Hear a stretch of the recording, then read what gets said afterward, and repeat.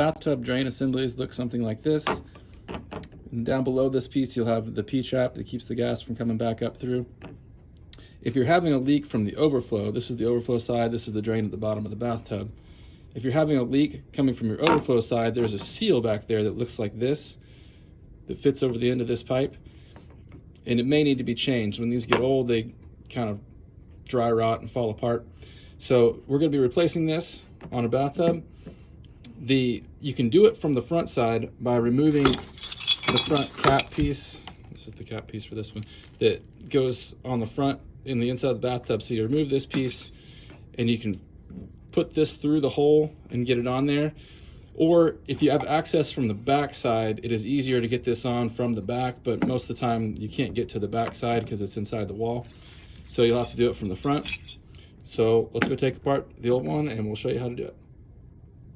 Okay, whether you're replacing the seal from the front side or from the back side, you'll have to remove this piece. Sometimes there's a drain plug in them, sometimes it's just a cover.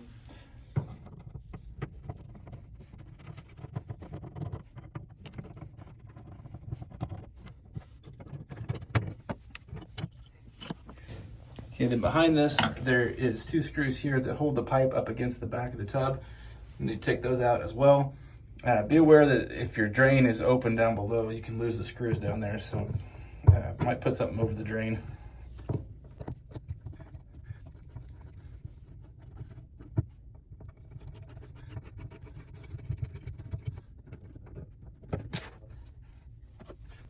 Okay, here's the seal piece that we're going to be replacing.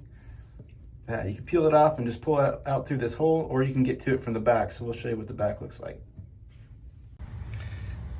This is what the piece looks like on the back of the bathtub. You can pull that rubber piece out from back here if it's easier for you to get to. See, I'm pushing it off to the side. It can be easier to take it out back here.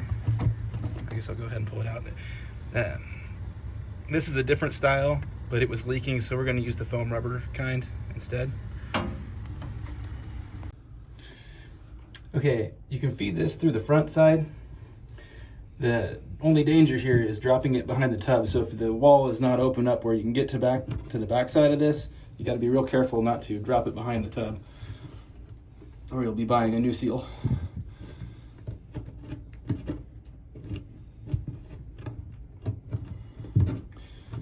Okay, so you kind of wiggle it around behind there, and then there's a lip on that pipe that it goes over the top of. Let me show you on my one that's not connected here. That seal sits on this flat part here, so it goes over the top of this lip.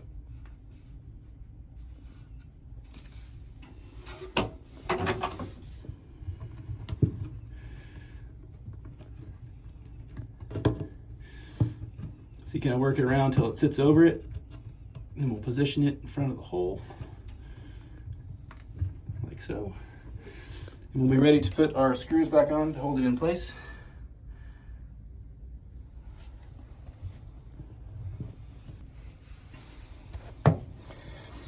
This is an old style that uses a little wire like this. Sometimes the piece looks a little different.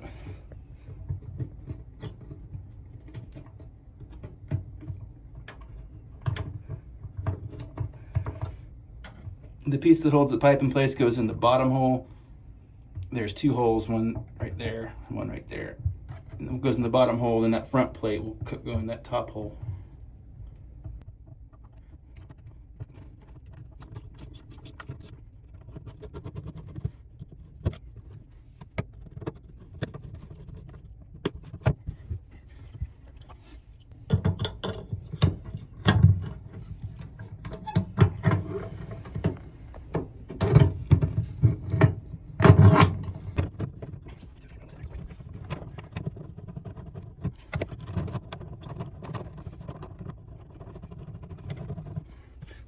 Okay, these screws that you're putting in this front plate are the ones that are going to be actually holding that back pipe up against the back wall of the tub, so you're going to want to tighten these down pretty good.